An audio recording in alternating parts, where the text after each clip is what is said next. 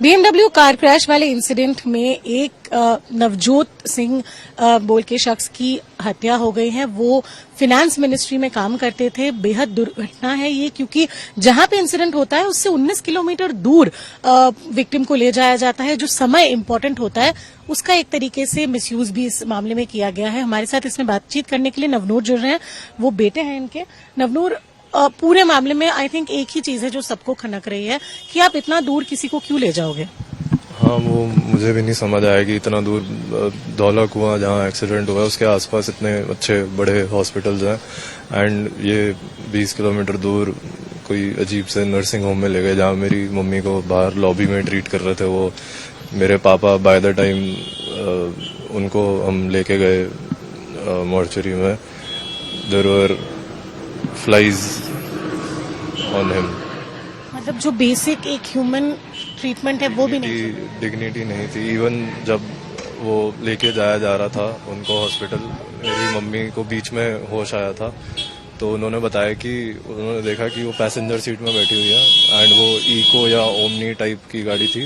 बाहर उसके पोर्टर लिखा हुआ था, ये सिक्योरिटी गार्ड ने बताया हमको। एंड मेरे पापा पीछे जो डिलीवरी वाला एरिया होता है वहाँ लेटे हुए थे, वो भी अनकॉन्शियस थे। मम्मी ने बोला उसको कि हमको ये हॉस्पिटल में ले जाओ, ये अच्छा वो पता है मम्मी को, बट वो फिर भी उधर ही ले गए। आप पूरे मामले में अभी डिस्ट्रक्शन ऑफ एविडेंस, बहुत सारे एक्ट्स लागू हुए हैं। क्या आपको लगता है कि जो अक्यूज हैं उनकी तरफ से भी चीजों को दबाने की कोशिश की गई थी? एक वीडियो भी आई हमारे पास जो कल आई थिंक ऑल्टरकेशन हुई थी। अगर इतना दूर क्यों लेके जाएंगे? अगर कुछ नहीं प्लान कर रहे थे तो मुझे तो लगता है कि कुछ ना कुछ तो कर ही रहे थे ये प्लान। और इवन हॉस्पिटल ने भी शुरू में जब उनके पास वो पेशेंट आ गया था जो जिसने द लेडी जो गाड़ी चला रही थी लड़की, उसका पहले क्यों नहीं बनाया गया रिपोर्ट कि वो है वहाँ पे?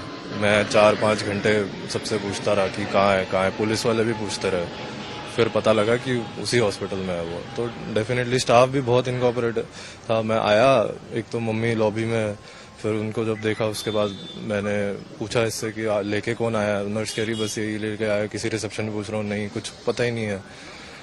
तो बहुत ही खराब था। फिर उसके बाद मेरे को बताया कि पापा।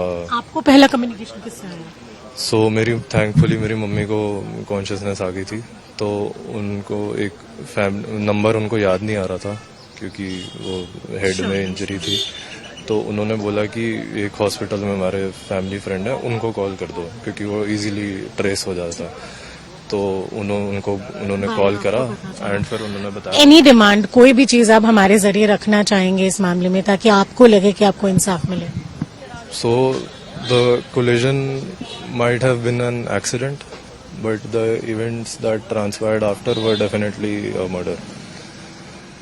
नवनूर ने बहुत बड़ी चीज कही है कि जो कलिशन थी वो भले ही एक्सीडेंट थी, उसके बाद की लेकिन जो घटनाएं हुई है वो एक मर्डर था और इसीलिए वो इंसाफ की मांग कर रहे हैं। हम आए दिन ऐसे घटनाएं देखते हैं जहां पे सड़क पे चलते किसी की मौत हो जाती है, बेलेबल ऑफेंस के चक्कर में कोई न्याय नहीं मिलता।